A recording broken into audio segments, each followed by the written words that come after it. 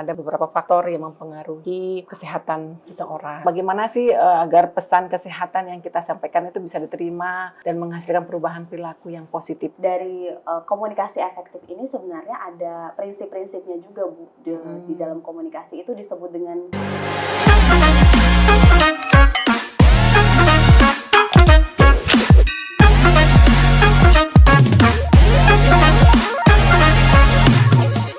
Assalamualaikum warahmatullahi wabarakatuh. Salam sehat, sehat dimulai dari saya.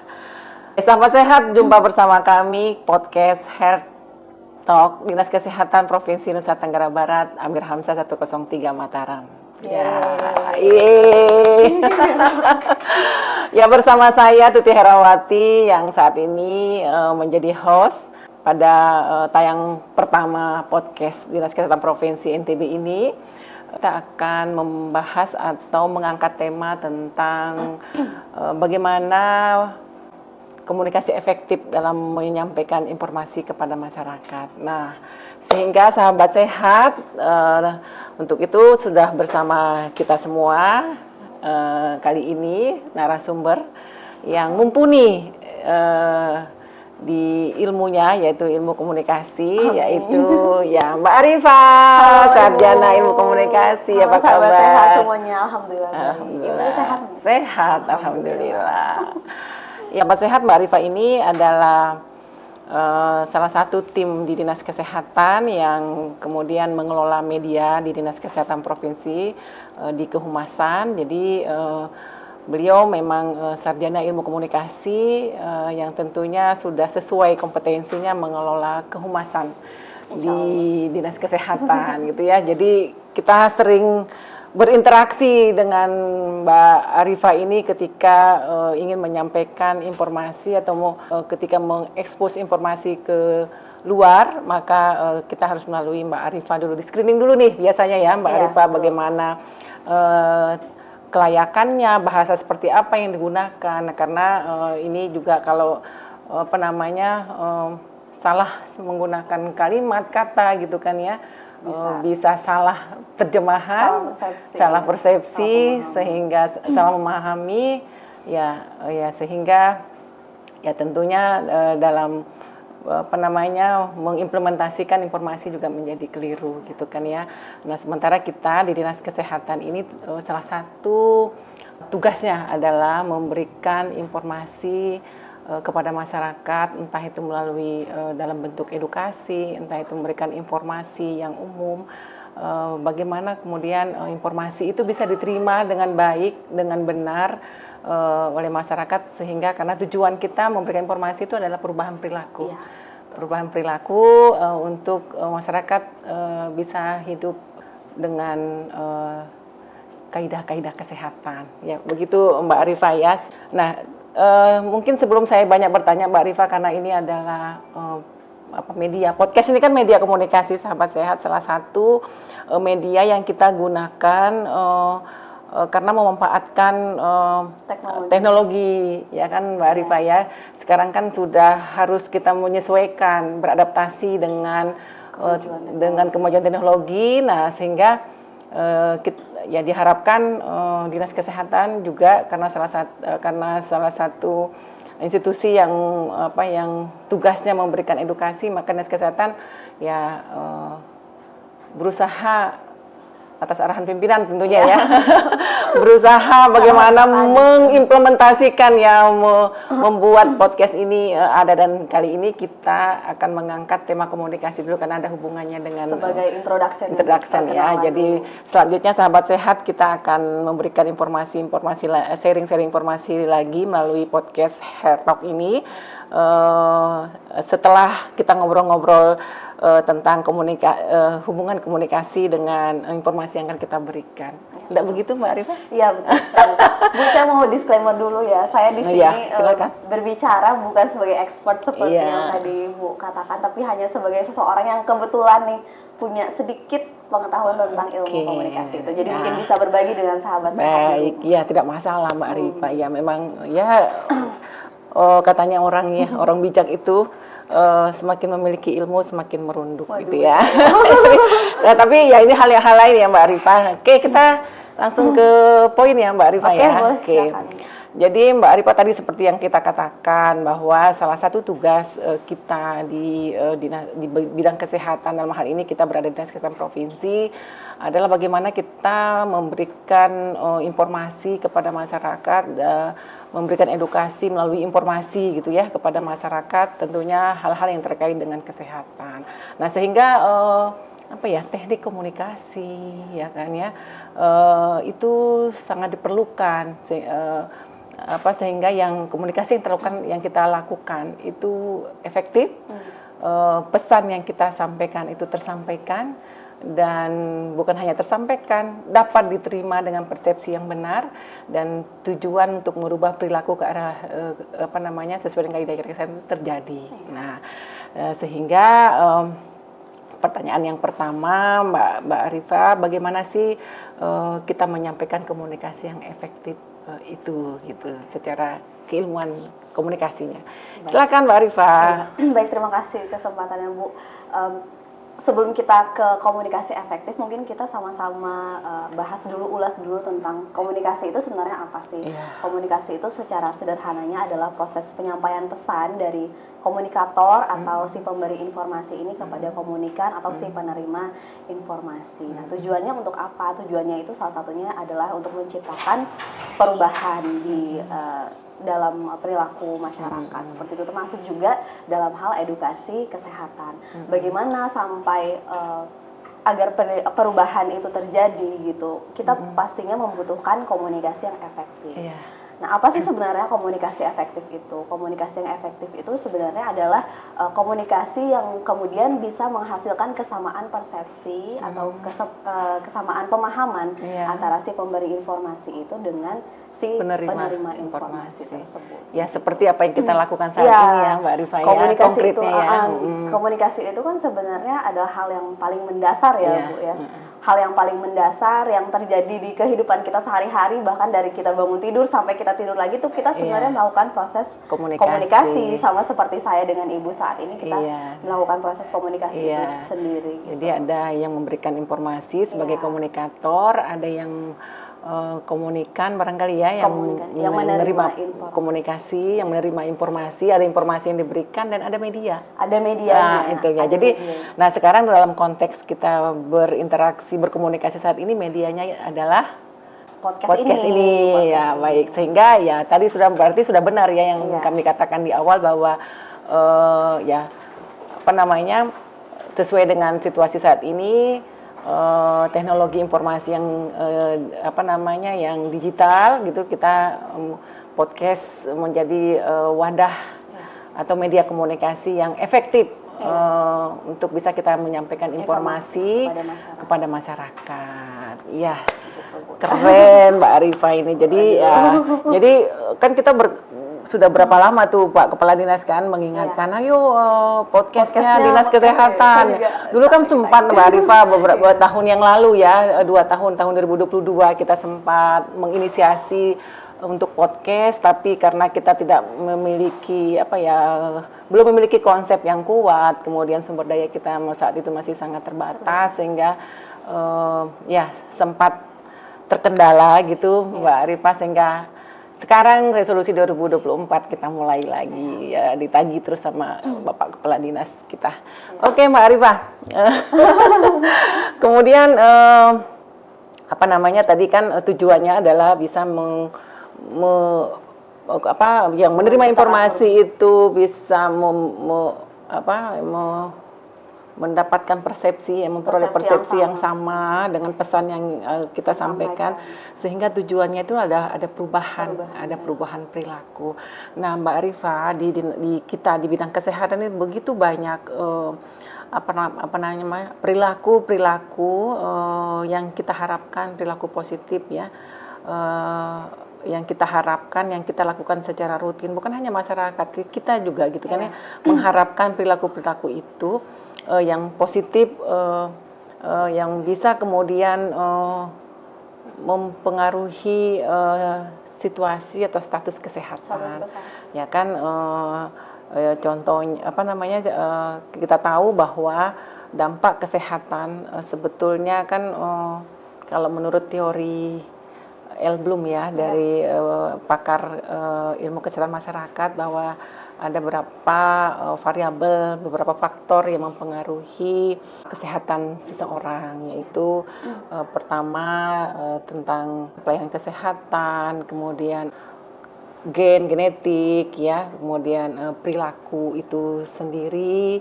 Nah, itu sehingga kenapa penting kemudian perilaku yang positif ini kemudian kita memberikan bisa berubah dengan penerimaan informasi yang tepat dan benar gitu. Nah, jadi pemilihan media dan pemilihan cara berkomunikasi itu sangat penting. Nah, kemudian ya itu tadi kembali lagi, di kesehatan kan banyak masalah-masalah kesehatan akibat dari perilaku, sehingga akibat dari perilaku yang kurang baik gitu ya, sehingga perlu di edukasi, dipromosikan bagaimana sih berperilaku baik, tentunya dengan komunikasi tadi ya. Nah, untuk menghasilkan perubahan perilaku itu bagaimana sih pesan kesehatan yang kita sampaikan agar bisa diterima? Tentunya kan ada syarat-syaratnya secara keilmuan kan ya Mbak Arifah ya, secara keilmuan kan tentunya ada syarat-syaratnya, ada kaidah-kaidahnya. Nah, itu bisa disampaikan Mbak. Karena gini Mbak Arifah, sebelum lanjut, kita kalau di kesehatan itu, kita kan dinas kesehatan ini sebagai tugasnya adalah memfasilitasi, mengkoordinasi, ya kan, mengkomunikasikan kebijakan-kebijakan, termasuk memastikan norma, standar, prosedur, kriteria, program bisa dijalankan di kabupaten kota melalui puskesmas. Nah, terkait dengan komunikasi ini, di puskesmas ada tenaga kesehatannya Mbak Arifah. Kalau fungsinya itu namanya promotor kesehatan. Promotor kesehatan. Kalau programnya itu promosi kesehatan. Nah ini perlu nih, mudah-mudahan sahabat sehat bisa menyaksikan sekalian ya.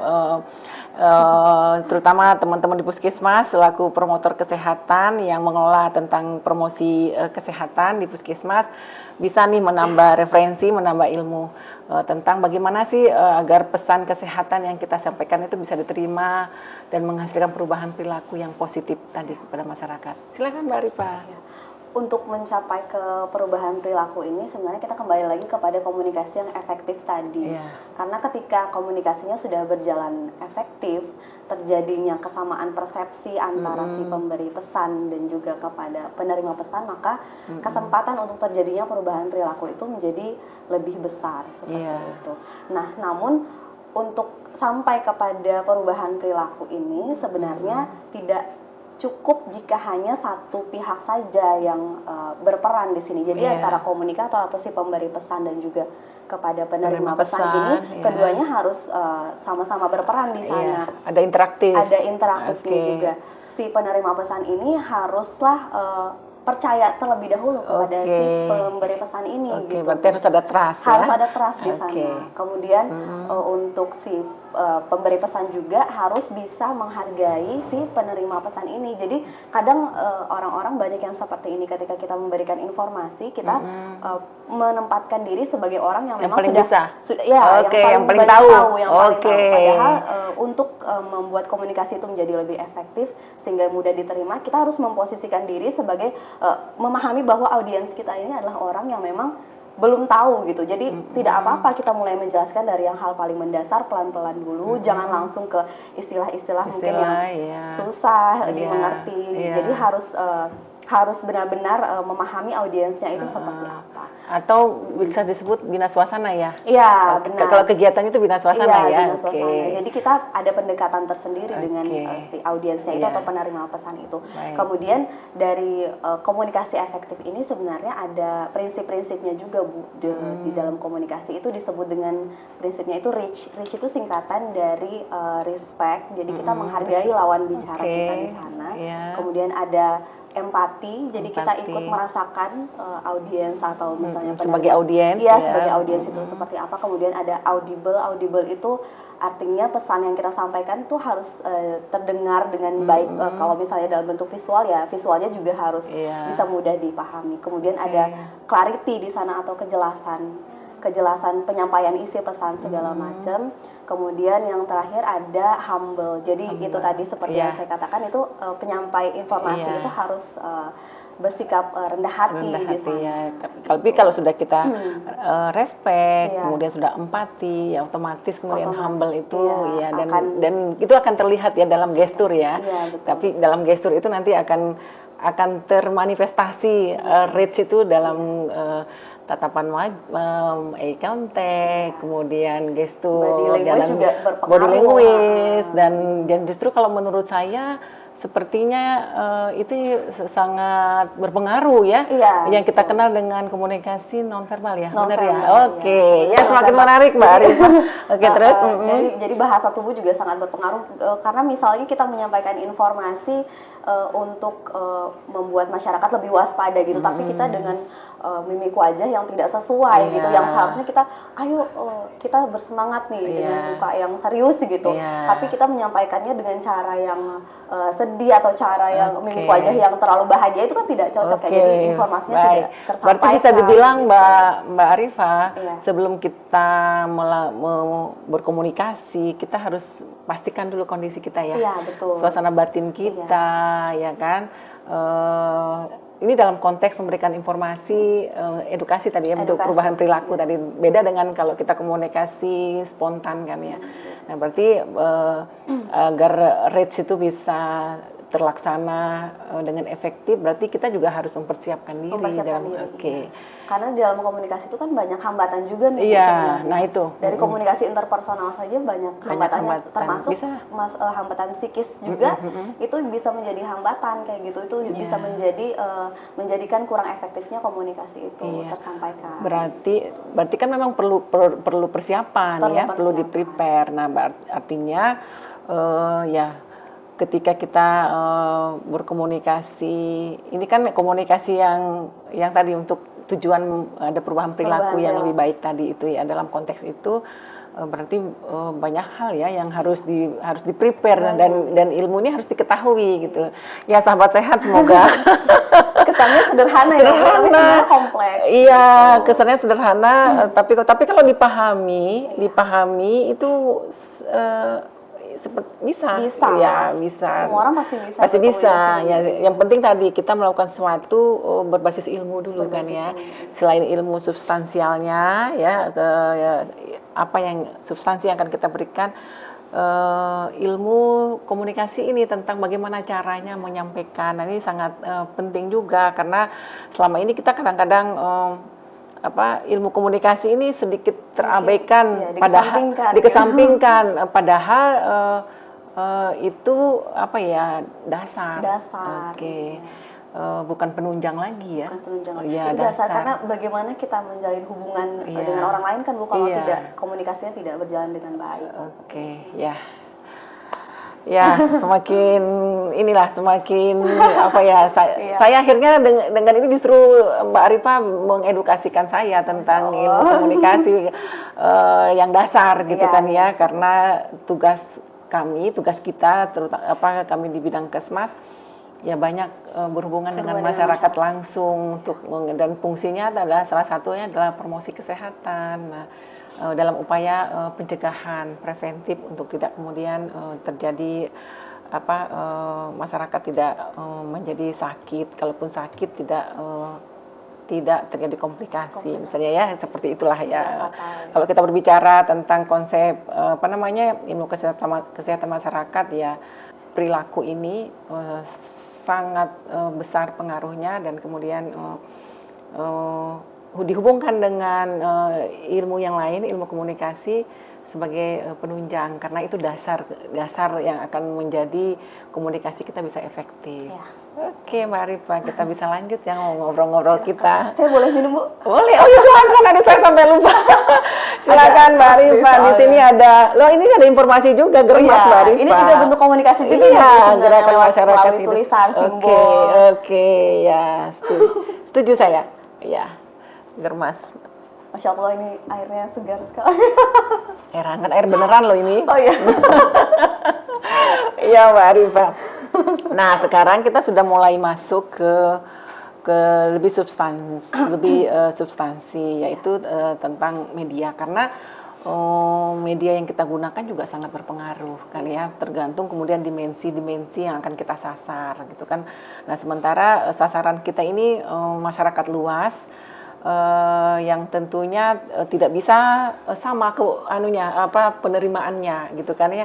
Masyarakat dilihat dari pendidikannya tentunya ya, dilihat dari sosial budaya, kemudian dilihat dari pengetahuan ya kan, pendidikan ya tadi ya, itu kemudian apa, dari usia ya kan, dari usia itu tentunya sangat berbeda, ya, sangat berbeda. Kemudian kita memilih media ya kan, apalagi situasi saat ini, sehingga nih bagaimana nih strategi atau cara kita memilih media komunikasi sesuai dengan target, sesuai dengan dimensi target atau sasaran kita, Mbak Arifa. Sebenarnya media komunikasi kalau saat ini ya Bu, tidak bisa dipungkiri bahwa yang paling banyak digunakan adalah media sosial gitu. Nah, sebanyak 167 juta jiwa masyarakat Indonesia itu merupakan pengguna media sosial aktif. 167 berarti sudah lebih dari setengah ya? Iya. Lebih dari setengah populasi, gitu ya, artinya cukup besar. Cukup besar. Dan itu dominasi usianya adalah sekitar 18 sampai 44 tahun. Gitu.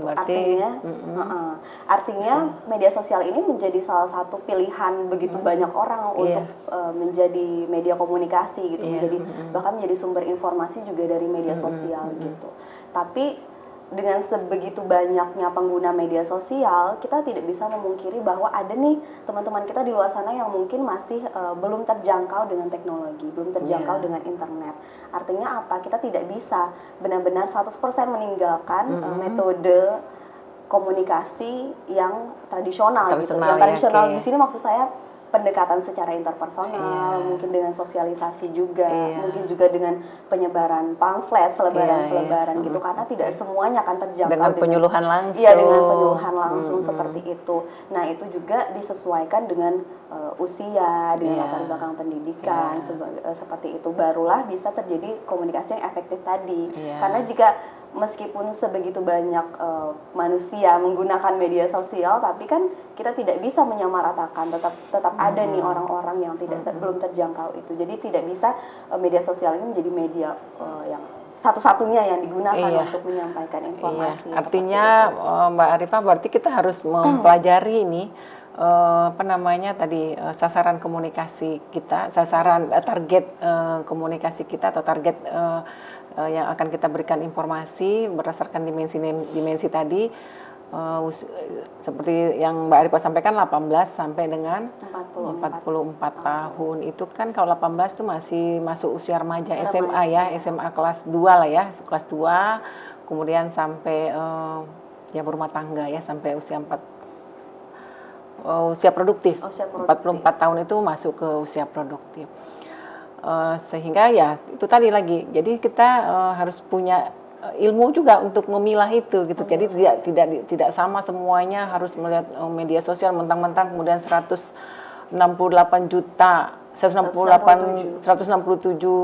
juta penduduk Indonesia menggunakan media sosial, kemudian serta-merta semuanya kita pakaikan media sosial gitu kan, artinya karena pendekatan yang berbeda. Oke, jadi harus kita pandai-pandai kemudian mengidentifikasi berarti ya. Kemudian menyesuaikan penduduk yang ada di perkotaan, di pedesaan kan juga sasaran yang ada di pedesaan, sasaran di perkotaan juga menjadi pertimbangan juga kan ya. Itu membedakan metode komunikasi dan pendekatan komunikasinya seperti apa. Iya. Semakin kok kayaknya tegang ya. Oke, kita break dulu sebentar. Boleh minum Mbak Arifa? Ya oke, sahabat sehat, sudah mulai tercerahkan informasi dari Mbak Arifa tentang bagaimana sih komunikasi efektif yang kita lakukan sehingga pesan yang kita sampaikan persepsi sama, kemudian bisa diterima dan kemudian tadi bisa merubah perilaku yang positif tadi. Ini Mbak Arifa, kita kan Dinas Kesehatan, salah satu tugas fungsi yang kita lakukan itu adalah pembinaan. Pembinaan kabupaten kota, kemudian uji petik, biasanya kita mengunjungi fasilitas kesehatan, puskesmas maupun rumah sakit.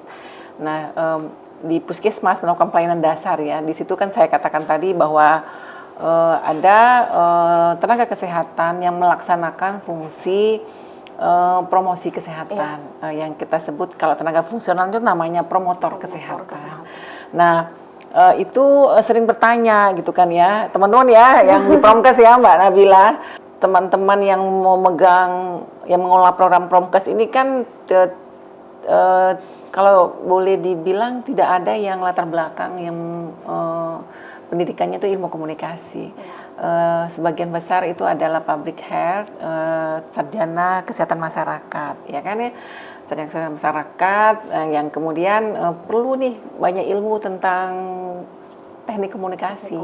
Nah, pertanyaannya ini seperti ini nih Mbak Arifa, banyak sasaran yang tidak mengerti bahasa Indonesia, ya kan? Yang tadi ya, yang dimensi masyarakat yang ada di ya mungkin boleh dibilang di pedesaan ya.